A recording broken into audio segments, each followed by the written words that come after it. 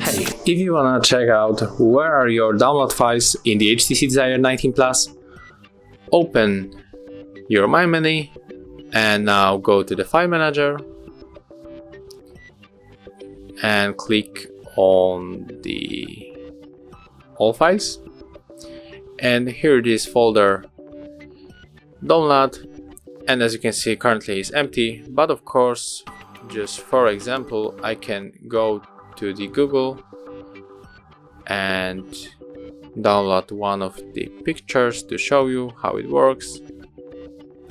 Let me to insert my Wi-Fi password. Okay, and now we have to go to the Google Chrome